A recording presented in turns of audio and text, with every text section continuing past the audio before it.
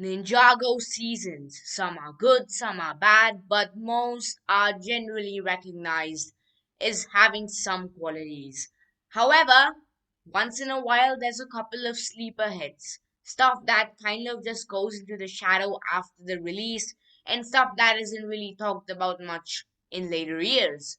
That, I think, title belongs to a specific stretch of the Wild Brain era of Ninjago, that stretch being Prime Empire to the island. Because, in my opinion, this stretch of Ninjago really gets lost in translation. Not many people talk about it, and it kind of gets paired up with season 11, 15, and 16. So today we're going to be shedding some light on Prime Empire, Master of the Mountain, and the Island. And I'm going to be trying to change a couple of you guys' opinions on these seasons, perhaps, and shed a more positive light on them. So let's start off with Prime Empire. And first of all, the video game aesthetics, I know some people aren't fans of it, and I can see why some people wouldn't like it, especially because Rebooted did the same thing just what, a couple years before Prime Empire. Like, it was a long time ago, but Rebooted already did that. But in my opinion, Prime Empire's ideas are executed very well. While yes, the video game things do get a little out of hand, and I feel like it's just a little stereotypical how they did that, I still think that aesthetic is a fun one and one that should be given a little more attention, and it should be given a little more praise for how interesting it truly gets. Of course, with some of the parkour and even just some storylines in this. Speaking of storylines, we're getting there here as well. Detective Zane, which though he's a very, very tiny part of this season, I think just increases this season's quality by so much. Detective Zane is honestly one of my favorite Ninjago characters as a whole, just because of how entertaining it is, and the dynamic between him and Pixel in that one episode was fantastic as well. And I feel like just because Detective Zane exists, and of course there's some J storylines in this season, the other ninjas get a little bit of stuff here as well. The story of this season is pretty decent, I won't lie to you. And even though there's a lot of filler in this season, there's filler in every season, and 16 episodes, there's gonna be a little bit of filler in here. I mean, season 2 had filler, and not many people critique that, in my opinion. So, this filler, in my opinion, was pretty good.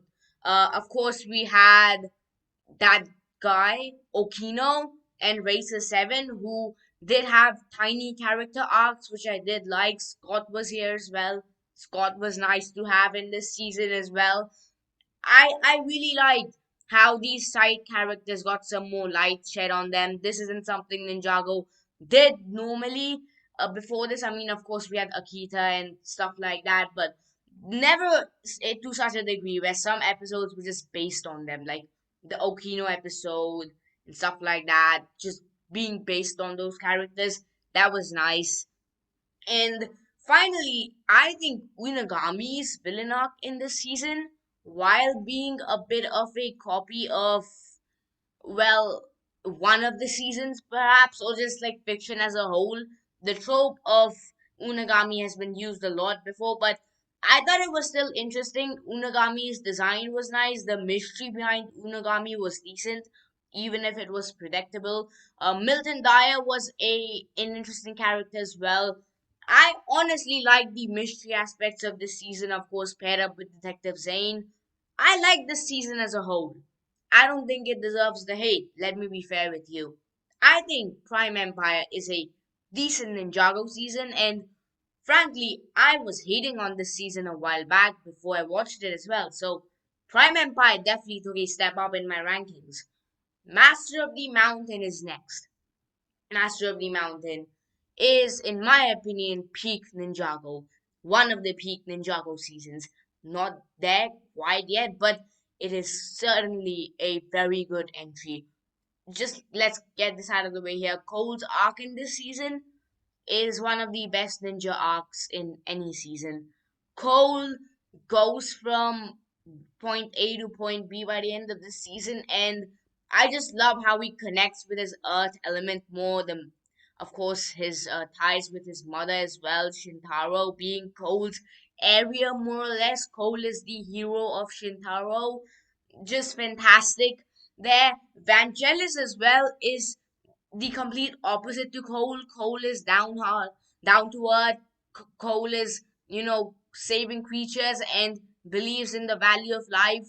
Vangelis is the complete opposite of that. He believes in power and money, and I just think Vangelis and Cole play off each other so well. This season also confirms that Cole is colorblind, which is kind of interesting in my opinion, and of course, other characters in this season as well. Vanya, Master Wu, these guys were also very nice characters. The Upply or the Lowly were also decent inclusions in this season. Not as good as the Prime Empire characters, but still decent inclusions. And this season as well, the aesthetics were genuinely fantastic. I think for Cole specifically, this was amazing. I love that one fight scene with the fire mech or the firestone mech fighting the lava monster. I thought that was also pretty spectacular.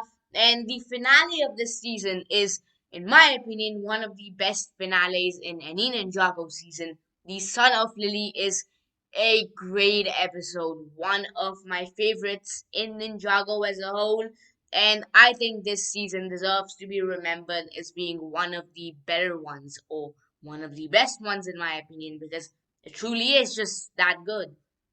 Island is next, and Island is the final season I'll be covering here just because I think Seabound isn't really on the level with these seasons. Seabound is a little less good in my opinion. I don't really like Seabound as much as these ones.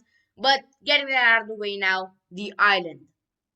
First of all, I think people just forget about the season as a whole, or they just pair it up with Seabound because this season is the Seabound build up season, and honestly, it does some things better than Seabound does. I love how they introduced Fojira in this season, just fantastic. Of course, the Merlopia connections are made in this season as well. Not there quite yet, but the Merlopia seasons are here as well.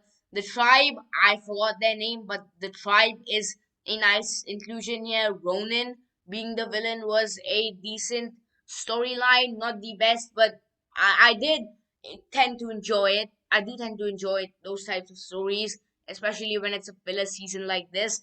The suits were amazing this season. The suits were fantastic. Twitchy was decent. Twitchy was kind of Lloyd's sidekick in this one. Of course, Lloyd kind of gave Twitchy some support, and also it kind of encapsulated how much Lloyd has grown up after season 8 and Harumi and all of that. Lloyd's arc in this season was really good. Lloyd was the main character in my opinion. Lloyd was nice, and while for being a forgotten season, I think the island did a pretty good job. I don't really like to consider this as a season because it's more or less just a special. As a special, it's a very good special, probably one of the better Ninjago content things out there. But as a season, I can see why some people didn't like it much because as a season it is very short and of course doesn't have too much going for it. But the island is also a very nice Ninjago entry as a whole, in my opinion, when you can look past the pacing issues and stuff like that. So that's gonna be it, you guys. This was just a nice little video I wanted to make talking about these sleeper hits of Ninjago. What are you guys' thoughts? Comment them down below. Thanks for watching. Check this video out right here. Thanks for watching.